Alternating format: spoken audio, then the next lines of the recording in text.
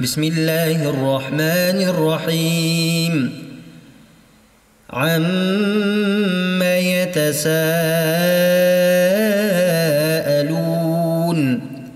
عن النبأ العظيم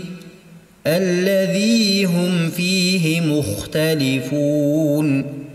كلا سيعلمون ثم كلا سيعلمون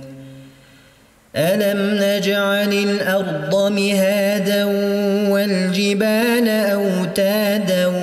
وخلقناكم أزواجا وجعلنا نومكم سباتا وجعلنا الليل لباسا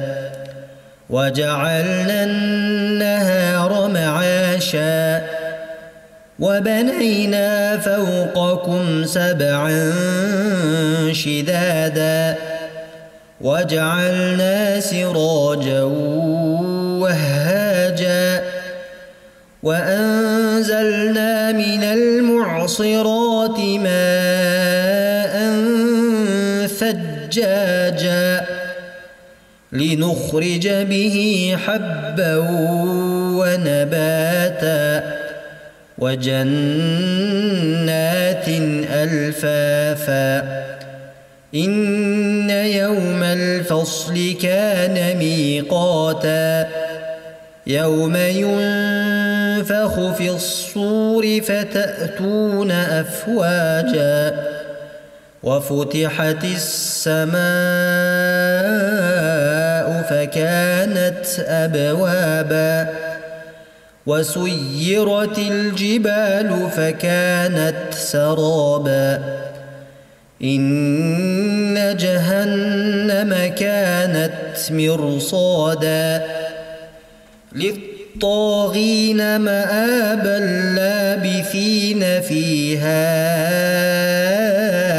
أحقابا لا يذوقون فيها بردا ولا شرابا إلا حميما وغساقا جزاء وفاقا إنهم كانوا لا يرجون حسابا وكذبوا بآياتنا كذابا وكل شيء أحصيناه كتابا فذوقوا فلن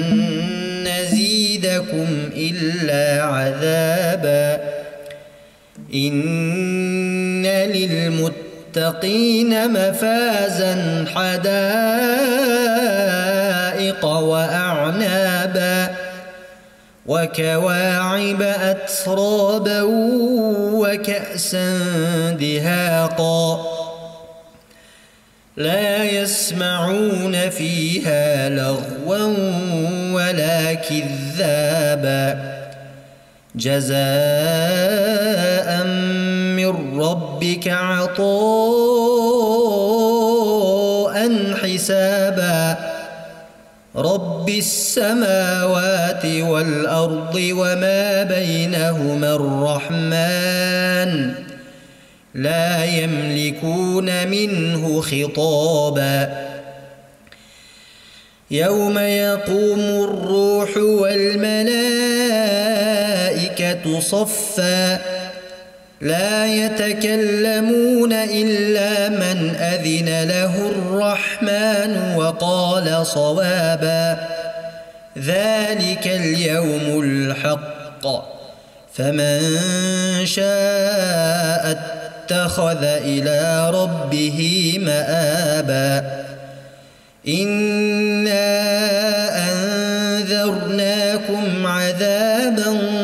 قريبا